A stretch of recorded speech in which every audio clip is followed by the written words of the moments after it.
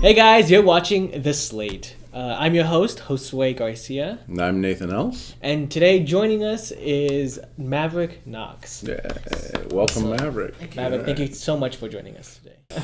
So Maverick, you are you originally from Omaha? I'm from Bellevue. From Bellevue? So, okay. And I know you have an MFA in film. Yes. Where did you get that degree? I got that from the University of Central Arkansas. Oh, so cool. I went there for 3 years and had a really good time, learned a lot. It was more technical than I was thinking. Sure. So I was like, yeah, I'm going to go make movies. And they're like, here's this film theory and cognitive And I was like, okay, but like, when do we make movies? Right. So it was one of those kind of on your own time if you had it. So I made the time. yeah, cool. What was there a tie to Arkansas or? No, one of my professors here for my bachelor's was a screenwriting teacher. So he was having a feature that was being shot down there. He's from there. So he's asked the students, hey, does anyone want to go? And I was like, yes. So me and three others went down there and got to be production assistants, and the director was like, oh yeah, if you're interested, you should definitely come to film school here. And I was like, okay. Yeah. So then I applied and then took her class, and then she left. Okay, so, right. Like, Okay, great, cool. I'm already invested in here now. Wow. Awesome. Nice. And you said 3 years? Yes. Yep. I graduated in 2020. Didn't get to walk in the summer because of COVID. So they were like, if you want to walk, you can walk with the fall graduates because we're going to and I was like, I'm going to walk. So Nice. All right. Good for you. great. Cool. Yeah. So then after that, you come back up here? Yes, yep. I came back home, started, I was working at KETV for a while before I left, and then returned back there for a couple of years, and then was also working at Target, and then I ended up moving up this direction, to Lincoln. So And so I know you have Anarchy Films is your yes, production company? yep, Anarchy Film Studios. It's my LLC right now. We'll Okay. see how long that lasts. Okay. But I created it in 2013.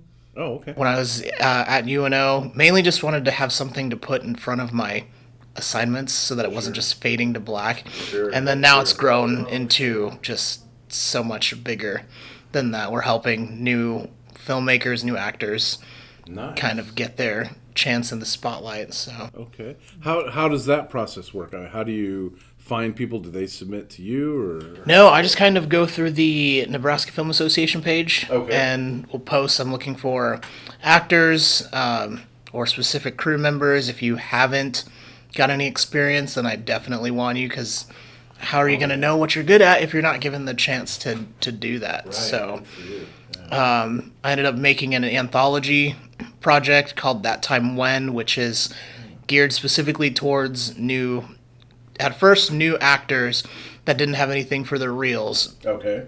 And then I just recently opened it up to people who want to try directing or want to try camera work. So it's slowly branching open so that others can also start making their marks here also. Cool. Very cool. And is that based in Lincoln then? People come to Lincoln to work? No, with I you? usually come down to Omaha for a majority of it.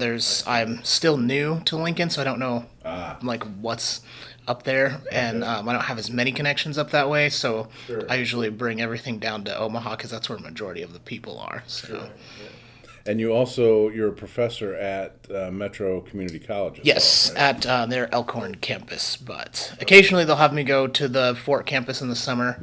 I've done a couple of film camps with high schoolers down there the last 2 summers, so that was really fun. They shot their first short film last June, so Wow. This is at the north at the yeah, North Omaha the campus? fourth one, Fort campus, yeah. Right. Yep. Cool.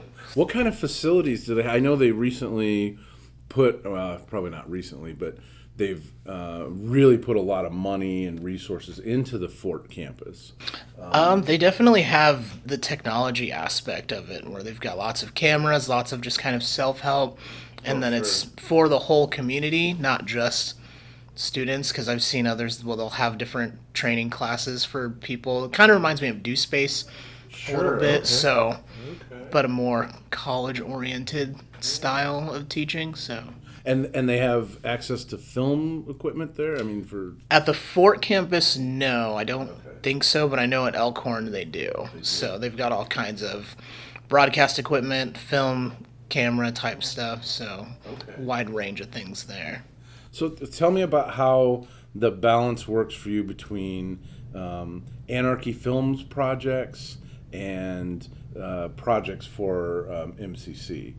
So the ones that we put on for Anarchy Film Studios, those are all of my personal projects that because I'm always writing. I just recently admitted that I'm a workaholic. Nice. So I was like, yeah, I know, right? So I'm always doing something. It seems I can't even just sit and watch TV. I'm always like typing or doing something because I just feel like I got to be doing whatever, writing a script or doing shot lists or something. Right. So anything that's from the studio right now is my own personal projects. Okay. And then for Metro, I usually have the students write, depending on how long our class is, that amount of pages. Mm-hmm. And then they will be the ones that are directing it, in charge of camera, making sure that they have their shots set up the way that they want. So then at the end of the quarter, they have their own short film that they've done. So this recent quarter we just did, we had 6. And that was a lot to do. We were shooting pretty much 2 films a week, 3 hours a class period, and that was it. So you have 6 film, and is it like the students or the crew and talent? Yeah, students were also the crew, and that one was a little bit hard because we only had 6 students, so it was literally bare bones. We had a camera, 2 sound people, and a lighting person and the writer, and that was it. And are they also talent as well, or do you cast? I told them to make sure and cast someone else just so that they can really focus on being a crew member. This quarter they had me teaching cinematography, so we were really focusing on camera, composition, lighting, that kind of thing. So I was like, you can't act in your... Right. Because there's some that are like, I want to be an actor, and I want to do this. And I was like, okay, well...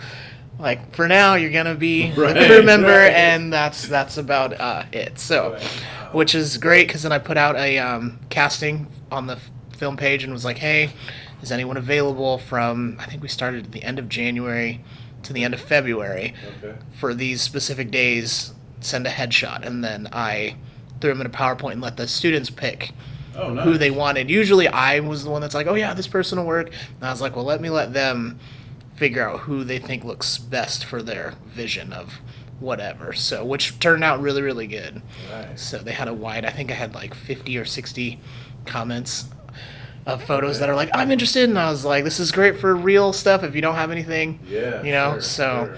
Like, and come on. Is that valid? I mean, and offering the real people... there's a lot that they don't know where to get started. Gotcha. And I noticed recently there's a lot of, I'm a new person, is there any film stuff going on? How do I get started? And so I was like, well, there's always stuff happening at the school, and they're always looking for cast for their projects. So that's awesome. It's the perfect place to get started. Yeah, that's awesome. And so when people submit headshots, my background is photography, so I'm used to, I like your look, that kind of thing. No. Do you go based off look? Do you research them to see how they are on camera, or is it just like, hey, here's the headshot, you look good? I personally am slowly moving away from that, but I used to just go based on looks. Okay. I'd be like, oh yeah, you look how I was envisioning this person. Sure. Can you act? I don't care. Right. I'm not like, we'll figure it out when we get there. Let's go. So now I've reached the point where I'm like, all right, send me an audition, or I'll send them a side of the script. Because if they fit the look and can deliver what I'm expecting, then that just kind of adds to a little bit. So has that changed the quality of actors you're getting? That little switch of like. Just a little bit, but then there's still the new people that are like, I've never done, and then they send me a side and they out-act seasoned people, and I'm like, okay, and then I end up using those people like over and over again in my projects because I'm like, you're great. Right. So, yeah. That's a great way to discover new talent for both cast and crew. So Anarchy Films, let's talk about some of your projects. Now, we had... Brandon and Landon Fiscus came in. Yes. And we chatted with them. and of course they mentioned your name. And if memory serves, they said that you directed F. Yes, Is that I correct? did. Yep. All right, and they gave us a little, it's the production's wrapped and they're in post production now. So, and we talked a little bit about, is it what's the name of the town where they went, where the school was? Oh, Nahaka. Nahaka. Yeah. Okay, all right. So, talk to us a little bit about that experience. Obviously, you're a seasoned director. So. Oh, well, seasoned. No, just. Right. But that was my first time directing something that I didn't write. So it was interesting coming in and someone saying, "Here's a script, let's go," and I was like, "Okay, cool, like great, let's do." That's the end goal. Eventually, I want to create, scripts that aren't mine and just bringing stuff to life. So it was a very fun experience. Definitely learned a lot on it because we're all still learning. But yeah, it was hot. I remember the school we were in had no air conditioning. Oh, yes. Wow. And we started shooting, I think, at 8 in the morning until 7-ish at night, depending on what cast we had. I had some crew members were Metro students. Okay. Where I was like, "Hey, have you been on a film set? Do you want to be on one? Right. Like, if so, come on." So one of the other camera people was a student of mine, sound person. He was a student of mine. So I was like, cool, bringing in those. And then cast was really fun. We had some really fun days, especially when we started getting to the gory parts and the SFX and stuff. So that was it was a really fun experience. Definitely memorable. We had our moments of stress. So I bet. So but it was great. So that experience of directing somebody else's writing, were there a lot of conversations between you and Landon? Landon was the writer, right? Yes, yeah. So we had a few production meetings where we'd sit and see where we were both thinking, because they were going along the routes of what is it, like a horror movie that doesn't take itself too seriously, and then there's me where I'm like, this is a serious, like, we're gonna make this like Scream, and so we kind of like butted heads there, where how I'm thinking of what shots would look like versus like what we actually got in the end, and so it was different to try and like work with someone else on that, because I'm normally used to like, here's my shots, this is what I want, this is what we're doing. So it was different to like kind of back up and be like, what would you like as the writer? Right. Like, how did you envision this when you wrote it? And then we'll combine together, or we'll just get both. Like what I want and what they want, and then they can, in the end, the edit is what makes the movie. So Sure, yeah. So you have both options, and then the editing room kind of decide which direction. Yeah. So you kind of keep that conversation Where it's going like you a can little still bit. both get your pieces in there. So yeah. Right. Nice. Okay. So it was interesting. And was that also the first feature film you've done, or have you done other No, features? I did my first feature in 16. Oh, wow. Okay. It was right before I went to grad school. It's now become, I won't call it a laughing stock, but it's become that, where people who weren't even on the set are talking about it, and I'm like, how do you even know about this? Like, we weren't even friends when this came out. Okay. So, or What when film we is made it? it. It's called Tamarud. Tamarud? And Okay. yeah, TAMARRUD. It's on YouTube. Okay. But I don't tell people that. So All right. Well, we all know that, right? Yeah. yeah. So it was my very first time also adapting a screenplay. It was based off of, so I started off as a writer, as an author. I wanted to write books. That's where it all began. So that one, I hadn't finished writing the book yet. So we're already filming, and they're like, well, how does this end? And I'm like, I don't know. I haven't written the end. Like, I haven't finished the book, so I haven't written the end. They were like, well, we're coming up on our last days. And I'm like, dude, we'll figure it out when we get there, but I have no. So we were literally changing things as we were going. I had actors fall out. I had one actor pass away before we could even start. Wow. And I was just like, oh my God. So then I had to cast somebody else, and someone else couldn't come because their dog was sick or something. So someone that had auditioned for a different role, I was like, put on the jacket, you're this guy now. Sure, yeah. And so he's like, what? I was like, start memorizing your lines. I was working the morning shift at KETV. and we were at the zoo because we had just gotten an elephant in at the Henry Dorley Zoo. Oh, okay. And then I got a text, this person's not coming, and I'm like, okay, well, I've been awake since 4 a.m. because I'm at work, and I told them to just start without me, and I was like, I'll pick up when I get there. So yeah, we had like 60 extras. It was a zombie movie also, so yeah, there was a lot going on, and our crew was like 6 people. It was terrible. Everybody was wearing multiple hats. I had one person, she was an actress, and after her character got killed, she then became the sound person and the AD, and I was just like, oh my gosh, there's so much going on here. So Killing people off. 'Cause you yeah, need 'em on pretty. the I crew, was like, right? hey, you got to come over here now. Another person, he ended up then becoming the AD because he was a zombie, and his person got like sent away or something. So I was like, can you do this for me? And he's like, yeah. I'm just like, oh my god. So I look back on that one very fondly. I can at least say that I've done a feature. Yeah. So when I went to grad school, and they were like, what's stuff that people have done? And I was the only one in the class that was like, yeah, I did a feature. wow. And they were like, what, really? And I was like, it wasn't great, but Yeah. I did it. Yeah. I did it. So yeah, we premiered it in December during a blizzard. Okay. So we right. had a good turnout for it being very terrible weather. Nice. So, Where'd you premiere it? I don't even remember the theater. We did it in Omaha. Okay.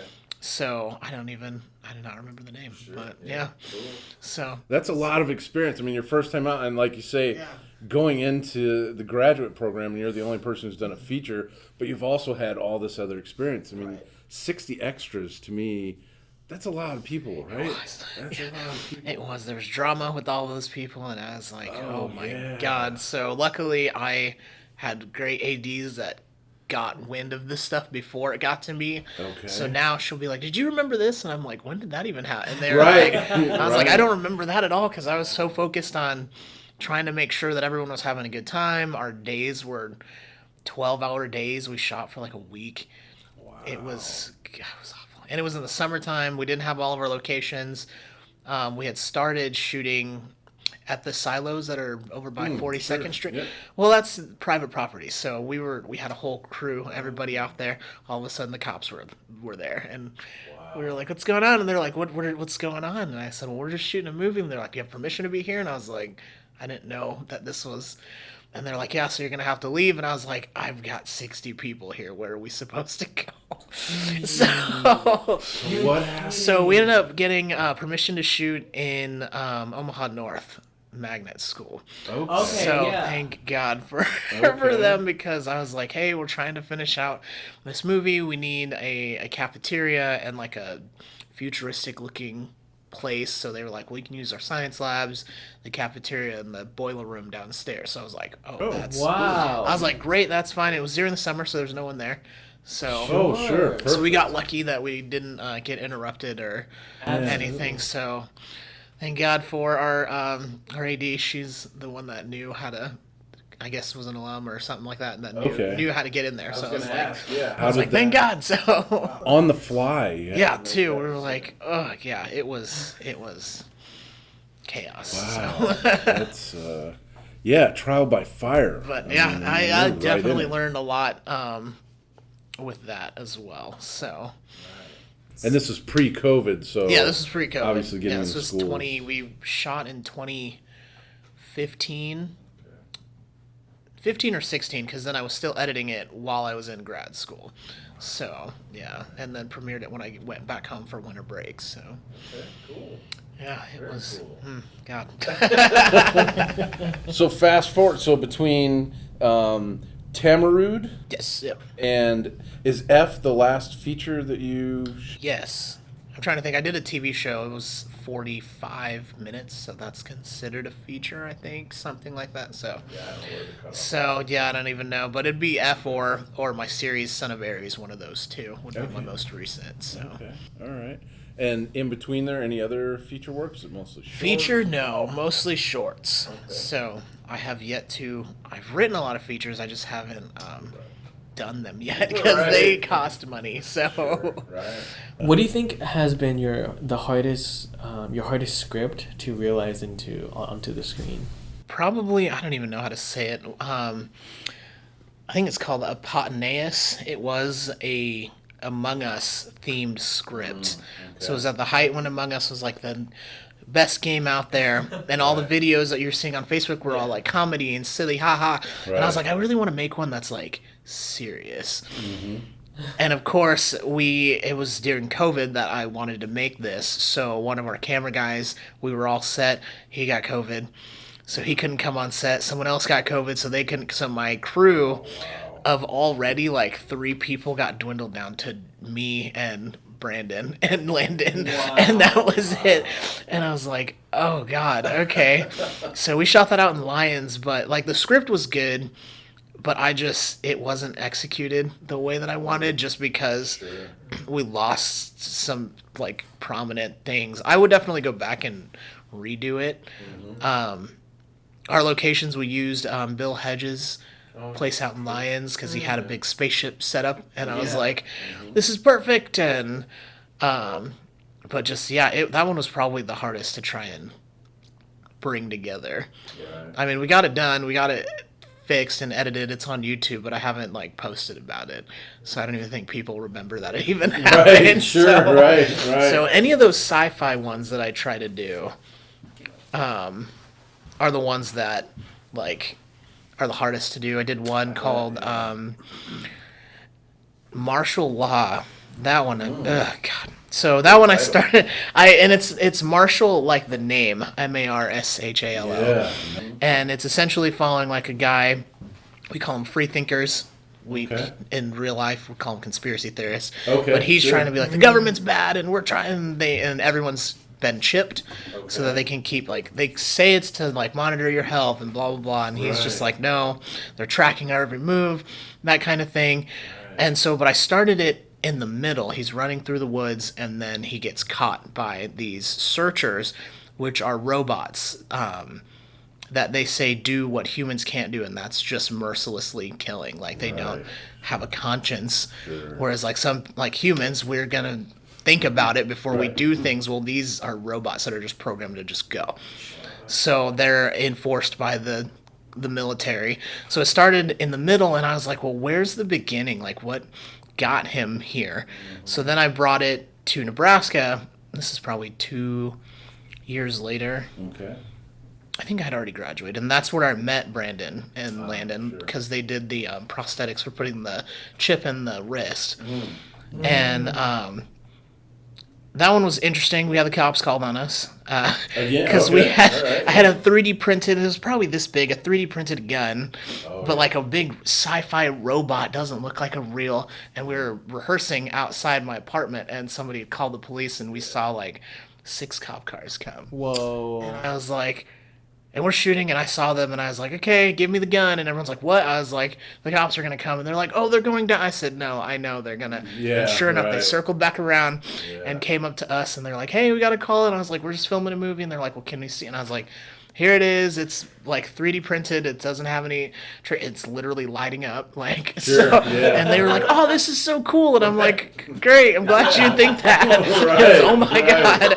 I was ready for something to like go down or whatever. So I learned that lesson to anytime we're doing weapons outside, to call the non-emergency hotline to let them know that, hey, we're shooting something, we're going to have a gun, we're going to have a knife, there's going to be a fight, whatever, so that if someone does call the police with that description of what's going on, then they'll know, oh, they're filming a movie, versus like, this is an active threat, we need to engage. But martial law, we finished it, and then my hard drive got corrupted. So I literally only had to export it, and I couldn't do it, and it got lost, and it was my hard drive from grad school, so I lost all of my grad school work as well. So, and then I just never went back, because we were going to turn it into a series instead, like a 10-page mini series. And we had filmed the first episode, and I was like, yes, this is going to be great. And then the hard drive was like, no.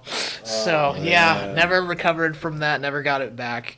I've had people ask about it, and I was like, it's just gone. Like, we sent the hard drive to the company that made it, and they're like, yeah, we don't know what's wrong with this, we can't fix it. And I'm like, great, that's great. If the company that made it can't fix it, then it's definitely gone. That's so bad. That one, those two would probably be my hardest to have bring to the screen, because the scripts were great, but just execution and being able to actually see it just made it harder. That's rough. Yeah, it was. Yeah, I've moved. It comes across my Facebook memories every year. Where I was like, man, my hard drive, and I'm like, I shouldn't have posted this, because now I'm being reminded of it every year of how great it was, and that we'll never see it. Thanks, Facebook. That's great. Gosh, yeah, Jesus. By the way, if you're having a good day, here. Be like, here's this. It's like, gosh, yeah. Wow. It was, because we shot at Hummel Park, we shot over in Iowa, we shot in Omaha at my apartment at the time, and now I'm like, cool. So, yeah. But I moved on from it. I was like, keep going. If anything, we'll redo it. Sure. Yeah. So I still have the weapon. It's broken, but it's in my storage. So because we had a fight scene with it, and I only have the guy make one. So it's another lesson I learned: have multiple props. Yes. Right. Good. So and the calling the non-emergency 911 number. Have you had any incidents since then where you could see that that's worked? Okay. Nope. Right. Yep. It works every time. We shot. Movie called Stickers. It was a horror movie about those sticker families that you see on the back of people's cars. Oh, wow. Another lesson I learned. Those are terrible. They let people, and that's the log line. It lets people know who's in the house. Yes. So this family or this couple, they're mass murderers, and they only go after the people that have these sticker families because they know, oh, you've got 2 dogs, a baby, and one adult.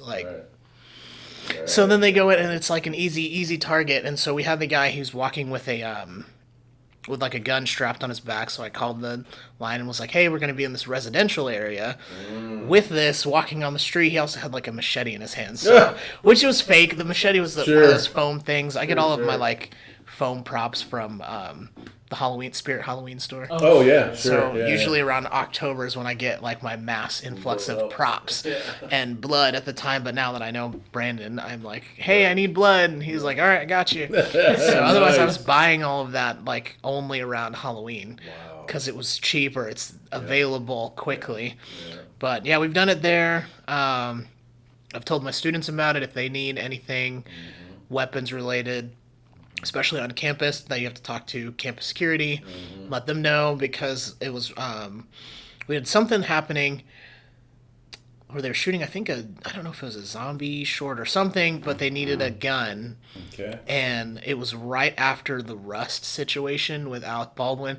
So after they let us at Metro use the gun, we can't use weapons on campus anymore. Which I was like, I told the officer, I was like, hey, just letting you know, we're going to be in this little foresty. They have like a hiking trail right next to it. I was like, we're going to be over there. We're going to have I think I just have a BB pistol, but it looks real.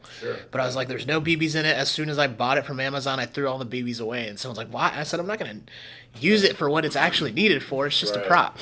So I was like, I don't need it to actually shoot anything or anyone. So, and I don't do the whole putting blanks in. I was like, there's enough VFX out there that you can just track it and make it still look really nice. So I now tell them, if you're going to do anything in public with a weapon, like call the non-emergency line and let them know what you're doing. So just so that you don't get cops called on you, or if they do see you doing stuff, because like now people are just, for having toy guns, are getting shot and stuff. And imagine if you have an actor who's just acting and you have cops coming, so just as a safety thing. So seems like no one knows in here, like in Nebraska, where or how to get film insurance. So I'm just like, cool, this is the best I can do, is tell you that, like, hey, if something gets damaged, I will have to pay for it out of my own pocket, which is unfortunate. So I usually tell people to be very careful if we're in a house. In Arkansas, we shot I think it was in a multi-million-dollar house, and they had like a Gucci or Versace, something really, really nice couch that they were like, don't ruin it. So I was like, no one sit on this couch. They were like, well, I was like, I don't even want y'all to look at this couch, okay? Because if something happens, I can't afford to fix this couch. So, but I just like had them sign a permit that said, hey, we're giving you permission to shoot here. If anything happens, then you have to be the one to pay for it. Luckily, nothing happened in there. But of course, we had blood in there, and I was like, don't we were over by the window or we were outside. I was like, I don't want anything on this couch. Yeah. So, and that one was geared around the game of chess. So, because I absolutely love chess. It's called Rook. Yes, actually, yes, I've seen this. Yeah. Yes, So right. it was for Arkansas my favorite film that I had created. Okay. So I don't know where it came from. The Rook is my favorite chess piece. Okay. So I was like, here's this awesome script. I don't have a location. My friend just happened to be house sitting at this house. And he's like, yeah, can I be in it? And I was like, dude, you can be whatever you want if we can get in this you house. get the house, you're in, yeah. So, and it was like out in the middle of nowhere. I think it was, I don't even remember the name of the town, but it was up on a hill, far enough away that once we passed the gate, you lost cell service. So it was that like out of the way of things, and it was just so nice. And we got to use the they were selling the house at the time too, so we got to use some of the realtors' drone footage that they did to sell the house in the movie. So I was like, this is really nice. So it all worked out really, really good. So that was my most successful film for a while. Okay. That made it through a lot of festivals until I did Stay at Home Dad 2 years ago now. Wow. Jeez. And so that one's been my most successful movie now. And that one was shot here and premiered at the Flatwater Film Festival. Do you have any complications shooting like in places that are public? So for like Son of Aries, I saw you filmed, I think it was Le Bouillon or in that area in the old market? Yes. Yeah. Down in, we were shooting at Spaghetti Works. So originally we were supposed to shoot at, my friend had a rolled ice cream shop. And I was like, hey, can we film here? And there'd be publicity for you. And she's like, yeah, absolutely. And then I never heard from her again when it was like time to film. And then I guess, I don't know if she still has it, but then she's like, yeah, no, that's not going to work. And I was like, okay, well, we're shooting today. Right. Yeah, So day of, before everyone came down, me and one of the camera guys, I was like, where can we go right now? And everyone's like panicking, and I was like, I said, I don't care where it is, just like see if we can get permission. So we went to the Spaghetti Works, and I was like, hey, can we just shoot on your patio in the back corner, out of you guys' way, like, you know? So, and she was like, yeah, as long as you're, and I said, we'll even order stuff because the people were supposed to be eating, so we ordered ice cream for them. Oh, sure. It was very hot, so Yeah. it was a terrible idea because Yeah, between melting. takes it was melting. Yeah. So I was like, we gotta keep going, like, Yeah. let's hurry up. So you'll see him like constantly going around the outside with the fudge because the ice cream was melting. So he's Oh, like, sure. I can't actually eat it. So it's just literally just him like hardcore scraping. This is so good. And I'm like, is it though? So, I'm like, is it really good though? So, and his character loves food. That's the one part of me that I put into that character because I absolutely love terrible food. All the food that's bad for you. Oh, I hear you. But shooting there, it was interesting. It was fine up until he had to take his shirt off, and we're in public. So we had extras and the table behind where they were sitting, and he takes his shirt off. They're having a conversation, and one of the extras is supposed to yell, "Hey man, we're trying to eat. Put your shirt on." Other people didn't know that we were filming, so there's random strangers that are all just like, Right. and I'm like, oh my God. And so I right. knew it was coming because I wrote it like that. Right. But when he like went over to her and just took it off, I was like, cut, like, what are you doing? Right. I just was like, what is happening? He's like, I'm supposed to take my shirt off. And I was just like looking around at people and they were all just like, what's going on over here? And I'm like, I'm so sorry. And I was like, we need to hurry up and finish this now and get out of here. So I was just like, geez, but I mean, it made it look believable. So, Yeah, right. Yeah. I was like, cool. Like, we had, there's a few extras, or they're not extras, but they were just like actual patrons that were walking in and out of the shot. So it kept it real that they're in an actual location. Yeah. But it was just, God, that day was so interesting. It was fun. It was nerve-wracking, and in the end, I mean, it turned out really really nice. So, but I try not to shoot too much in public, just because you get those people that will like stare right into the camera, or they'll be like, "Hey, are you guys shooting?" You're just like, "Get out! Like, go away! What are you shooting?" And it's like, well, now we gotta do it all over again. Right. So. It's like, no, we just have the chemistry. Right, like, God, just know there's, boom mic and everything here. People are just standing, like, God. Just waiting for you to ask what we're doing. That's all we're doing. Yeah. I was waiting specifically for you to say that. Yes. Like, God. Cut. Right? Yeah. Be like, and that's the take that we want. Right. So yeah, I try not to shoot in public if possible, but I mean, I think that's the only one that I have shot in an actual public space. Okay. All the others have been inside of house or in a forest. As much as I hate being outside, I always seem to write in a forest scene of some kind. Yeah. I especially in the winter, it's totally fine because I love winter. I love the cold. I'm okay with that. Okay. But I hate bugs. Yeah. So I'm like, let's go to this river area that's got mosquitoes and who knows what, and shoot here. And then I'm complaining the whole day where I'm like, I hate being outside. I'm like, you're the one who wrote the script. Like, what do you mean, dude? Like, why? Yeah. I'm like, God. I know from experience audio issues. In the summer. Yeah. In the cicadas and just that's the perfect time to start coming out and just screaming. Oh, film set's here. Hi. And it's like, oh my God. Yeah. And the present, the second you stop recording, then they're quiet, and it's just like it's like they know. Yeah. Right. And where we shot Son of Ares is close to the Air Force Base. Okay. So we also got tons of plane sounds. So it would be multiple, just like hold for plane for like 30 seconds, and then we're like, go, everybody go, like action, and they're like, oh God, okay. So yeah, it just so definitely shooting outside at all, it's just like terrible. But yeah, usually most of my stuff takes place inside, so depending. Makes sense. But we got to use UNO there, the CPAX building, oh nice. and then where is it?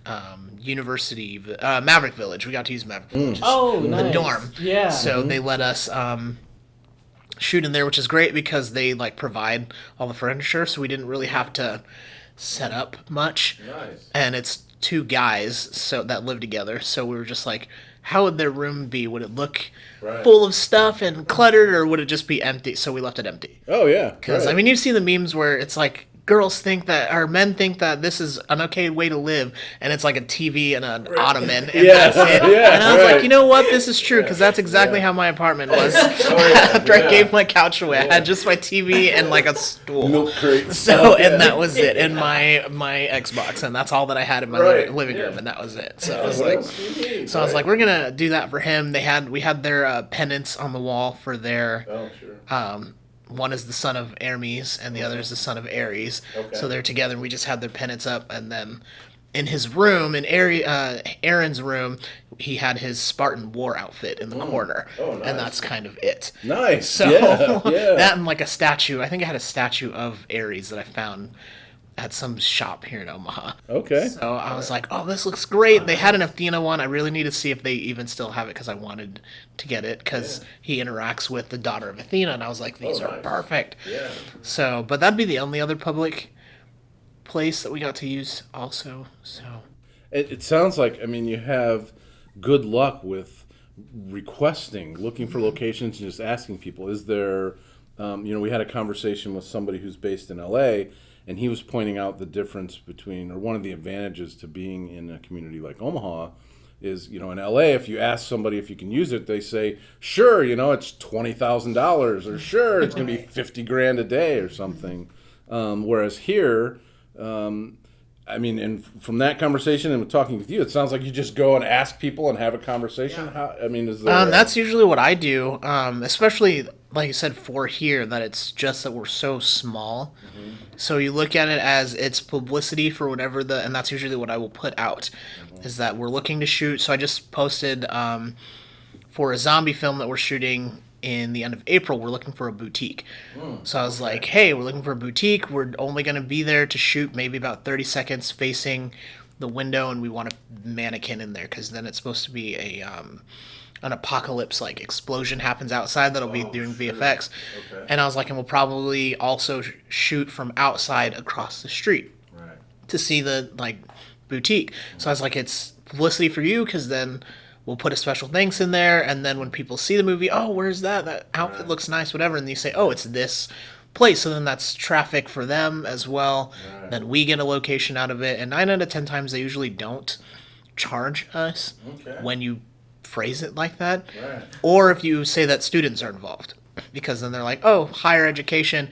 Whereas this film, I do have a few students that will be in different crew positions, helping out. So usually that's what I say is I'm a professor. I'm going to have students here, and it's a learning thing for them as well.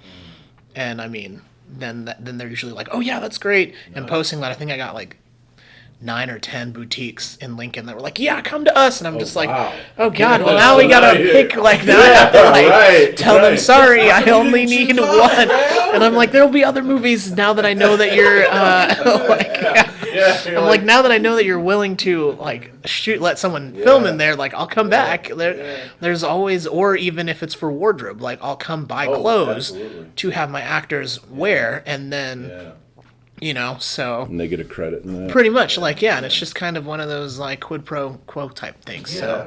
So that's how I look at it as. But I've only been to LA once, and I can only imagine like what they have to go through. And I'm just like, ugh, don't want to have to be like, here's $20,000, and it's like I have $500 for this whole movie. I'm sorry. We're gonna go. No. Like, no. So you have to write a boutique slasher film where it just something, hits all and the that's it. Be like, here we go. You know, It could work. I have a feature. It'd be like, here's all these people that wanted to be in a movie, and now you can. Like, yes. I wrote an action feature, and they do run into a few. Would you say that they run into a few boutiques? It's I don't know where that feature's going. I'm still writing it, but I have no idea. It's just kind of just to keep my mind constantly doing something. How do you? I mean, with access to students and that, how do you decide? Okay, well now this needs to become a project. I mean, is it a budget thing? Usually it's a budget thing. So like I said, I don't really write features much anymore. I have one, which I keep calling them the Oscars are next week, so I'm like, I'm in Oscar mode. I've asked off from work already. Like, I take it very seriously. So, but I call the one that I have right now that's I think it's a drama thriller, is my quote Oscar winner. But the budget that I would need for it is why I'm calling it that, because I don't want to cast people and then not pay them, because it's almost, I think, 90 pages, and I was like, I'm not going to make you take off 1, 2, and it wouldn't even be a week. I'd probably take at least 2 or 3 weeks to shoot this, and I was like, I'm not going to make you miss work for 3 weeks and then not pay you with food and an IMDb credit. Like, that's just not for certain projects. I'm like, that's not what I want, so it'll just sit there until I can actually have the means. But then the smaller ones, I'm like, yeah, let's pull them. I just grab them and go and see where we're at. I have yet to have my students do them as an assignment or anything. That's what someone else was saying. They're like, just have your students do it. And I said, yeah, but like, that's even worse, because I'm only teaching, say, twice a week for 3 hours. Right, yeah. So, like, you have to have your actor like, hey, I know the students are free, but I'm like, hey, are you free for 3 months, twice a week? Like, that's not feasible. Yeah. So, I'll usually try and do them in the summer when I know people are out of school, because I don't like taking kids out of school. And there's always the parents that are like, oh, well, they don't mind. And I was like, well, I do, because they can be learning. Like, obviously, I was like, movies are going to still be here. Like, you know, there's always those opportunities, or we can do it on a Saturday when they're not in school, you know. So it's just one of those, like, so. But it's kind of hard to pick and choose. So I bet. I want to do one of the features. One day, I have 2 that are sitting there. So one is but it's too close. I don't say it's Game of Thrones, but it's in that time zone or like time period. So, but it's also supernatural, and it focuses on fairies and werewolves. So, yeah, it's essentially it's a kid who is in line to be the heir to the throne, but he doesn't want to be. He just wants to be a kid. He's always locked in his room. Kind of think of like Tangled or Rapunzel, where she's locked away. So he's like, I want to go explore. And his dad's like, well, you're not leaving the castle. So he does all kinds of crazy stuff to get out, jumping out the windows and stuff. They've had to now bar the windows so that he can't leave, because then he goes to the city and is like, oh, this is Awesome. Meets a girl in the city. She's a thief. Okay. Well, then she ends up chasing after him because he hit her with a rock or something because someone was like, stop her. And he's like, Okay, sure. okay, let me stop her and be a good person. And Right. yeah. So then she, yeah, pretty much. He's just like, here. And she's like, who throws a rock? And he's like, whoa, stop stealing. You know, like, but then he doesn't want people to know that he's the prince. So when they're like saying different things, he has a few slip ups where a merchant's like, oh yeah, these are the best oranges in the county. The king loves them. And he's like, my dad hates oranges. Yeah, right. And they're like, what? And he's like, nothing. I didn't say that at all. Right. So, but his butler is a werewolf that he learns after sneaking out on a full moon night that they take him out to the woods so he's not near people, won't hurt anyone. Well, he doesn't know that he's going to hurt someone, so he unchains him, and the butler ends up killing the guards. So then the king's like, were y'all not paying attention? What is going on here? And so then he tortures the butler, and their like executioner is a fairy. His whole family is like part of an executioner's union type thing where they train people to be no stealing these ideas. Right, I know, right? Great ideas. It's absolutely crazy. Yeah, it's crazy. I've written it as a book, so I'm currently adapting it to screenplay format because then they go on this adventure to just kind of be free. But then you've got this dude, the executioner, has been sent out to bring them back. So yeah, it's yeah, I'm telling you, it's crazy. It's called Liberation. The name is still in the. I've had it for a while like that, but I was like, I'm still kind of toying. These are great names. Dude, this is, I mean, great wordplay. Yeah. Like, I think there's a line in there where the kid's like, I want to be free, and the butler's like, well, I too want to be liberated. Like, I'm sick of being here. Also, like, you're not the only one suffering in your like home. You're a prince. You're living like a king while the rest of us are like dying. You can have a lot of really great subtext with that yeah. stuff, especially with that kind of dynamic is kind of trending right now. It's crazy. So I was like, that one would be easy aside from trying to find a medieval castle to shoot in. Yeah. But of course, 90% of it takes place in a forest. So I'm like, great, back outside. So. There you go. Nice. Writing, is that something your whole life, like even when you're a kid, you know? Yes. I remember writing. The movie that sparked it all was The Iron Giant. So there's a moment where Hogarth is watching a horror movie, and it's like the brain thing or whatever, but we don't ever see what happens with it because the power goes out, and we don't see how it started. Right. So when I was in fifth grade or third, one of those, elementary school, we had to write a short story. So my short story was fixing that little segment of the movie that I saw. And I remember writing it, and as a kid, your handwriting's really big, so it was probably 6 or 7 pages. Right. And in reality, it was probably only like maybe a page, but we only had to write a paragraph. Wow. So whenever they'd be like, yeah, just write me a paragraph, I would literally give them like a book. I'm like, here. And this to the point where they're like, okay, that's cool, but like give me just what I'm at. And I was like, I can't turn my brain off. This is what I'm. Yeah. I was like, this is the story. You either get all of it or you don't get any of it. So I was like, I'm gonna be an author, and then when I went to college, it happened, and I was like, oh, okay. Nice. So yeah, just constantly. English was my favorite subject. Nice. So always writing. I don't read as much as I used to, but I mean, I'm trying to get back into it, but I kind of stopped reading about high school time. Once I found my favorite books, I was like, I'm not reading anything ever again. Right, yeah, so, and like my favorites would be the like 1984, the really dry text as a high schooler where you're like, I don't care about the Odyssey. I was the only one, and I think that's where my like Greek mythology really sparked. I was the only one that read it. Like all of it was answering all the questions. The teacher's like, let's let someone else answer, and I'm like, they don't care. Like let me answer your questions. I'm like, I've done extensive research on this, but Fahrenheit 451, like Great Gatsby, Animal Farm. Once you start getting in there, and people are like, ugh, really, you liked Animal Farm? And I'm just like, yes. Like, I don't know what it is about it. It was like, it's great. Of Mice and Men, any of those, like, are really, really my favorite books to read about, even no matter how dry they are. Now, as an adult, I'm like, I'm not going to read this. I'll have multiple copies of something, but I'm like, I don't have the time. I'm like, well, but if I did, I totally would definitely be more of a reader, so... But yeah, I always liked writing, and it just kind of spiraled into screenwriting because I didn't know how to write a script until I took that class in undergrad, and then it just kind of built off of there. So, well, I imagine it also affects the way you consume, because anything, there's this.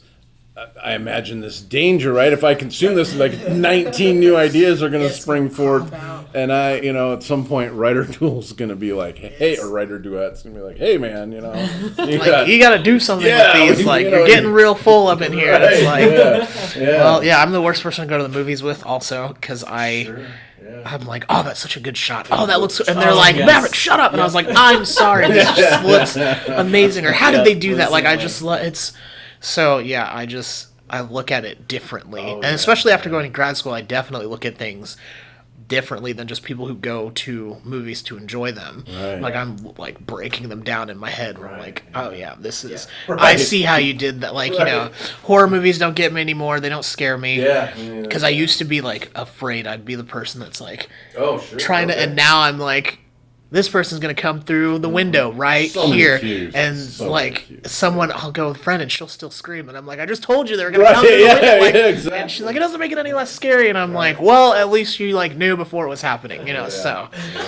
So it just, the novelty especially for horror has, kind of worn off. I go into a haunted house and I'm the one that's laughing instead of screaming. I'm scheming with the scarers where I'm like, these people in my group are real scared, so try and get them. I already know you're here, and then they'll get that. And so, because otherwise I feel bad if I go in there and I'm like, oh, it's a great costume. Like, they're obviously trying to work, and it's their job to scare people. And if I'm like, I have the same problem. Feeling that, I'm like, so then I have to I gotta help them scare some people and still feel good about their job. Reset. Man, I'm like, I was like, they're coming, and then they'll be like, oh, okay, and I'm like, then the people, and it's usually a group of girls they'll jump out and just and I'm just like, so it's. I have the same thing, and they always put you in front. Yes. So because you're not scared. Right. So I walk faster than them. That's what I do. So I gap it, right? So then people can reset. Yeah. Next thing you know, I'm with another group instead. Yeah, I'm like, I'm the end of this group, People everywhere are just hanging on. You're just like, ugh, because I used to be that person. I used to I'd hold on to the person in front of me, plug this ear, this one, and have my eyes closed, and walk through the whole thing, and wouldn't even see anything, and I'd be like, oh, that was great, and they're like, you didn't even see it. I was like, I didn't need to see it. I could feel it. That's all that I needed to know. So that's awesome. I've never come across anybody who has the same exact issue, and you feel bad because they're like, and you're like, oh, wait, do it again. It's because I have a friend. He's a haunter, and I've seen him he's like, I'm doing makeup. It's taking me 2 or 3 hours to get, and I'm like, and then you have me busted in there ruining it all. So man, you gotta be more. It's you gotta try it like this. I tried doing horror. I thought that was gonna be my genre of choice. That was my very first film.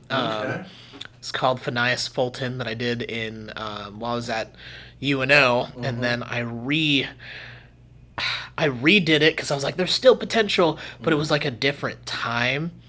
So when I looked at it after I shot it in Arkansas, I pieced it together that the Arkansas murder is what led up to what happened in Nebraska. So I was like, oh, this actually pieces together. And that's, I think, where I got the chameleon idea too, because the guy, he changes his appearance and befriended a kid, invited him over for a house party. Kid goes over there, there's no one there, and then he gets his friend's like, bro, why are you going to some random person's house you've never been before? And he's like, you gotta be nice to people, Right. So I know that about being nice and getting taken advantage of. So you're like, well, and so then it leads to that murder happening there. Well, in Nebraska, it starts off with it's a group of students getting ready to do a project, class project or whatever. Okay. They turn on the news and they're talking about murder, and I was like, oh, the one from Arkansas could be the prequel to this, So nice. So that was my first one. I was like, I'm gonna be a horror person. This is it. Absolutely not. Since then, I have not done anything horror. I switched over to thriller because they're kind of similar. Sure. But one's more mental than actual fear. So I don't do those. Now I'm sticking to fantasy, sci-fi, and dramas. Nice. Are my main thing. I'm slowly getting into action, but I don't like action movies myself, so they're harder to try and piece together. So All right. Well, Maverick, thank you so much Thank for you. joining us today. This has been fun. This has Yes. been we had a really good conversation. This is awesome. Thank Really you. excited. Go on and on. So could we. Yeah, So we could sit we. here all day. So could we. Yeah. Awesome. We'll definitely keep tabs and continue the conversation as we go along. So excited to look back at some of the work you've done already that I haven't seen, Yeah. and then to see what's See where we are now. Yeah. yeah. So, Awesome. cool. Cool. All right. Well, thank you guys for watching. If you haven't already, feel free to like and subscribe so we can keep the slate going. Definitely.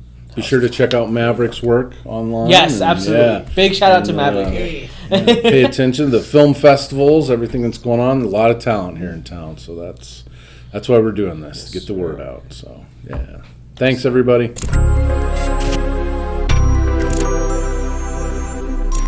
To donate, scan the QR code and give what you can. We greatly appreciate your support.